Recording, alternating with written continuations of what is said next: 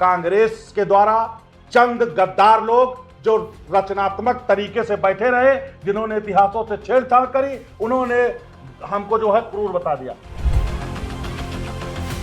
अगर सवर्णों से दिक्कत है हमारी भाजपा के सरकार और भाजपा के शीर्ष नेतृत्व को, तो हम कहना चाहते हैं सर बुलडोजर में तेल भरवाइए, अपने सैनिकों को तैनात करिए और एक एक सवर्ण को गोली मारिए, जमीन के अंदर दाब दीजिए। आप ना बांस रहेगा ना बांसुरी बजेगी। भाड़ में गई हिंदू एकता। हम अपने बच्चों का गला दबाकर हिंदू एकता नहीं करना चाहते। दलितों के लिखे ग्रंथ को हम पढ़ रहे हैं। दलितों ने मुझे सम्मान दिया, उन्होंने हमारे भगवान मर्यादा पुरुषोत्तम भगवान राम का ग्रंथ लिखा। दलितों ने भारत के टुकड़े के लिए, इस भारत में जो अधिकार के लिए जो सवर्णों का हनन किया जा रहा है ना, ये महाभारत और रामायण की क्रांति का उदय करेगी। दिल्ली पुलिस की सवर्णों पर क्रूरता, यह है लोकतंत्र। देश की राजधानी दिल्ली के जंतर मंतर से लेकर देश के कोने कोने में आरक्षण को लेकर, यूजीसी को लेकर और SC ST एक्ट को लेकर बवाल छिड़ा हुआ है, संग्राम छिड़ा हुआ है। सवर्ण समाज के लोग प्रदर्शन कर रहे हैं और वो मांग कर रहे हैं कि अब आरक्षण में सुधार होना चाहिए, उसकी समीक्षा होनी चाहिए और उस पर बहस होनी चाहिए। लेकिन मोदी सरकार है कि उस पर एक शब्द भी नहीं बोल रही है, जिसकी वजह से अब सवर्णों का आक्रोश जो है वो लगातार बढ़ता जा रहा है। और अब इस पर बात करने के लिए हमारे साथ स्टूडियो में मौजूद है करणी सेना के यूपी प्रदेश अध्यक्ष अभिनव सिंह जी। उनसे जानेंगे कि ये पूरा मामला आखिर है क्या, क्योंकि वो लगातार इस आंदोलन से जुड़े हुए हैं, तो वो इस पर अपनी बात खुद रखेंगे। सर, आपका बहुत बहुत स्वागत है बत्तही चौक में। ये जो यूजीसी को लेकर, आरक्षण को लेकर जो बहस छिड़ी हुई है, जो आंदोलन चल रहा है, उसको आप कैसे देखते हैं? देखिए, सबसे पहले आपके चैनलों को बहुत सारा प्यार और राम राम सबको। इतिहास अगर कलम से लिखा जाता या अगर न्याय कलम से मिल जाता तो तलवारों से इतिहास कभी नहीं लिखा जाता। जब सत्ता पर बैठे लोग, सरकार में बैठे लोग अपनी जिम्मेदारियों से परे हो जाएं, जिम्मेदारियों को दरकिनार कर दें, तो ऐसी क्रांति उत्पन्न होती है। जिस जमीन के लिए, जिस अधिकार के लिए रामायण और महाभारत का उदय हुआ, आज अधिकार वहीं रह गया और लोग ऊपर चले गए। इस भारत के टुकड़े के लिए, इस भारत में जो अधिकार के लिए जो सवर्णों का हनन किया जा रहा है ना, ये महाभारत और रामायण की क्रांति का उदय करेगी। सवर्णों के साथ जो दुर्व्यवहार किया जा रहा है सत्ता पर बैठे शीर्ष नेतृत्व द्वारा, इसका खामियाजा इनको बड़ी बुरी तरह भेजना पड़ेगा। हम चाहे काकरोच पार्टी के लोग हों या आज सवर्ण आंदोलन हो, ये मेरे देश का दुर्भाग्य है कि सड़कों पर हमारे देश का युवा है। सरकार को इस पर चिंता करनी चाहिए कि जिस देश का युवा, अगले देश को आप देख लीजिए, अमेरिका, जापान, हर देश का युवा तरक्की कर रहा, आगे बढ़ रहा है, और मेरे देश का युवा सड़कों पर लाठी खा रहा है, गोली खा रहा है, उसके साथ पुलिस के द्वारा बर्बरता की जा रही है। तो देश का युवा ही है सर, चाहे वो काकरोच पार्टी का हो या सवर्ण का हो। तो मोदी जी को इस पर पुनर्विचार करना चाहिए, योग्यता को वरीयता देनी चाहिए। घोड़ों के पैर में रस्सी बांध के गधों को जिताना मूर्खता होती है। अगर हम अच्छे धावक हैं, अच्छा दौड़ लेते हैं, अच्छा चल लेते हैं, तो मुझे हराने के लिए मेरे पैर में गोली मार देंगे आप, और आप लंगड़े को आगे जिता देंगे। ये कहां का न्याय है? इसको न्याय बोलेंगे?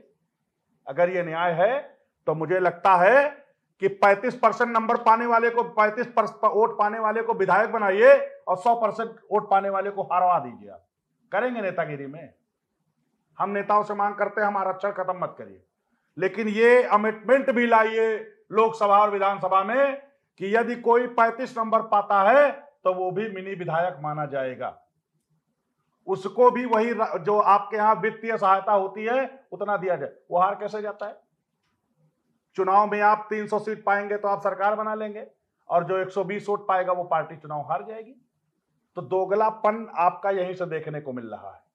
हमारे सवर्ण बच्चे जो आज सवर्णों की यह हालत है कि माता पिता खेत बेच के अपने बच्चों को पढ़ा रहे हैं, इलाहाबाद कहीं पढ़ने भेज रहे हैं, 2 नंबर से बच्चा रह जा रहा है और वो घर में जाके फांसी लगा ले रहा है। तो इसका जिम्मेदार आरक्षण है कि इसका जिम्मेदार नेता है कि इसका जिम्मेदार हमारा सिस्टम है? हम इसको पूछना चाहते हैं, आपके चैनल के माध्यम से उन सभी जिम्मेदार लोगों से पूछना चाहते हैं सर कि एक बार सांसद हो गए, मुख्यमंत्री हो गए, प्रधानमंत्री हो गए, दसियों हजार करोड़ की संपत्ति आपने रेलम पेल मचा दी, डंप कर लिया आपने। एक बार जो जिला पंचायत हो जा रहा है ना सर, उसकी भी 2-3 पीढ़ियां बैठ के खाएंगे। इस पे आपको करप्शन नहीं दिखता है? हमारे देश का जब कोई किसान अपनी खेती बेच के अपने बच्चे को मेहनत लगन से पढ़ाता है, 90 नंबर पाकर वो फेल हो जा रहा, 35% नंबर पाने वाले को तुम दरोगा बना दे रहे हो, तो 90% नंबर पाने वाला अपराध ना करे, गुंडई ना करे, डकैती ना करे, भ्रष्टाचार ना करे, क्या करेगा? ये मेरे देश का सिस्टम है, ये मेरे देश का कल्चर बन चुका है। आरक्षण का नाम बदलिए, उसका नाम संरक्षण करिए, और आप आरक्षण आर्थिक आधार पर लागू करिए, जातीय के आधार पर बंद करिए। इतनी सी बात हमारे प्रधानमंत्री और गृह मंत्री जी को समझ में नहीं आ रही। हम तो सर खुद को छला महसूस कर रहे हैं ना, हम तो सवर्ण हैं, हम तो कोर वोटर थे भाजपा के। हमारा ये कसूर है कि हमने भाजपा को वोट दे दिया, हमारा ये कसूर है कि हम आपकी भोली भाली बातों पे आ गए, आप सवर्णों को आपने जो है परेशान कर दिया। भारत का बंटवारा कराना चाहते हैं आप, नया देश बनाना चाहते हैं भारत को आप। पाकिस्तान बांग्लादेश बसाया ये कम था क्या? अब आप क्या चाहते हैं? अगर सवर्णों से दिक्कत है हमारी भाजपा के सरकार और भाजपा के शीर्ष नेतृत्व को, तो हम कहना चाहते हैं सर बुलडोजर में तेल भरवाइए, अपने सैनिकों को तैनात करिए और एक एक सवर्ण को गोली मारिए, जमीन के अंदर दाब दीजिए। आप ना बांस रहेगा ना बांसुरी बजेगी।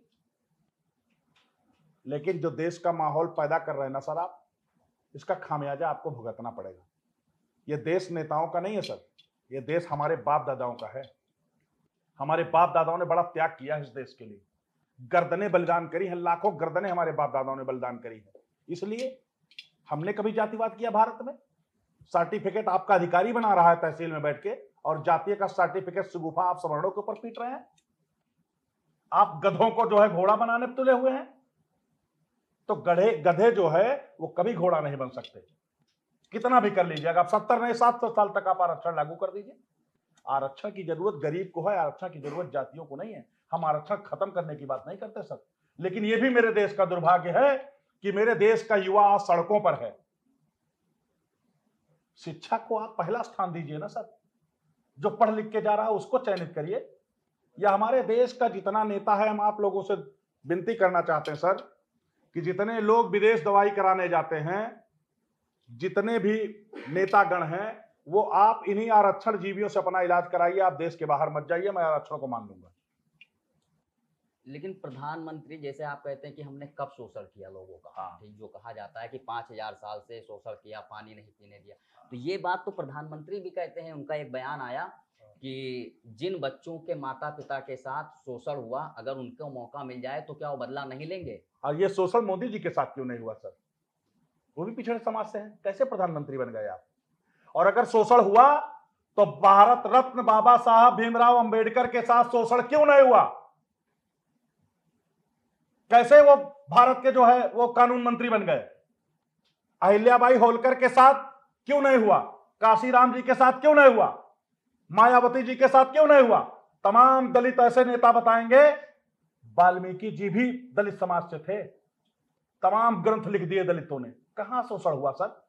दलितों के लिखे ग्रंथ को हम पढ़ रहे हैं। दलितों ने मुझे सम्मान दिया, उन्होंने हमारे भगवान मर्यादा पुरुषोत्तम भगवान राम का ग्रंथ लिखा दलितों ने, और हमारे समाज के हमारे मर्यादा पुरुषोत्तम भगवान राम ने उस सम्मान को बरकरार रखा। दलितों के जूठे बेर भगवान राम ने खाए। कहां अपमान और कहां सम्मान?